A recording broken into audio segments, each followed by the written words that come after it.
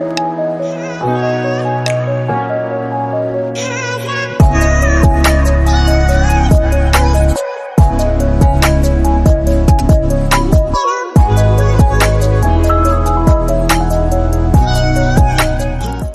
primeira parte do processo embrionário é chamada de fecundação, em que ocorre a união de um espermatozoide, o gameta masculino, com o ovócito 2, o gameta feminino, que ocorre normalmente na ampola da tuba uterina, formando o zigoto.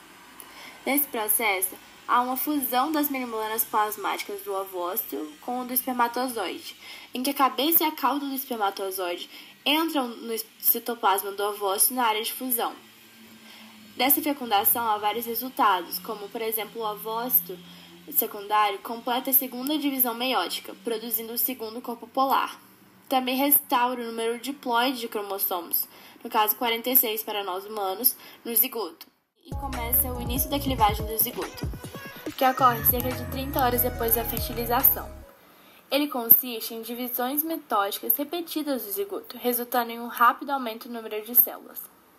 Essas células embrionárias, os blastômeros, tornam-se menores a cada divisão. Quando já existem de 12 a 32 blastômeros, o concepto é chamado de mórula. Durante a clivagem, essa estrutura desce pela tuba uterina até chegar ao útero.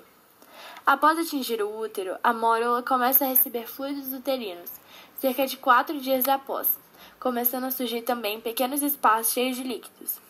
Começa a haver um rearranjo das células, formando um aglomerado, em forma de botão, e no interior será formada uma cavidade cheia de líquidos chamada de blastocele.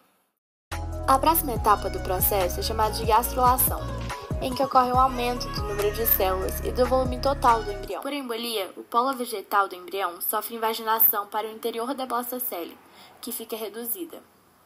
Há a formação do arquênteron, que dará origem à cavidade digestória do adulto, em que essa cavidade se comunica com o exterior por meio de um orifício chamado blastóporo. Quando esse blastóporo dá origem à boca, ou tanto à boca quanto ao ânus, os animais são chamados de protostomes. Quando o blastóporo dá origem apenas ao ânus, sendo a boca uma nova formação, os animais são deuterostomes.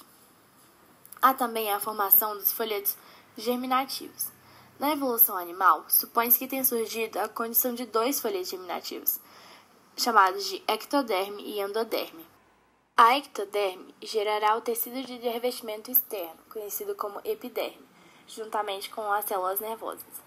Já a endoderme gerará os tecidos de revestimento do tubo digestório, juntamente com as células do sistema respiratório.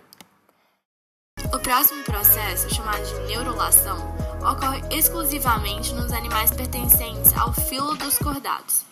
Durante a formação da neurula, células localizadas no teto do arquênteron irão se diferenciar e se multiplicar, formando uma invaginação. A ectoderme começa um processo que possibilitará a formação do sistema nervoso. As células da ectoderme começam a se achatar, formando o que chamamos de placa neural. Essa placa neural, aos poucos, vai sofrendo uma invaginação, formando um sulco que em seguida se fecha como um zíper, formando o tubo neural. O tubo neural é a estrutura embrionária que dará origem ao sistema nervoso. Nesse processo, há também a formação do celoma, que é constituído pelo tecido embrionário mesoderme, que gerará a diferenciação na musculatura verdadeira, com feixes musculares expostos em várias direções, o que possibilitou aos animais desenvolver maior diversidade de movimento. Os animais que possuem somente esses 2 tipos de folheto, a ectoderme e a endoderme, são chamados de blásticos.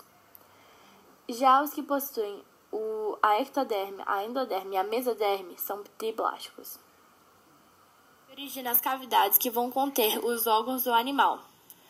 E também a formação de uma espécie de intestino primitivo, formado pelo endoderme, que originará o tubo digestório, e outros órgãos como pulmão, fígado, pâncreas, entre outros.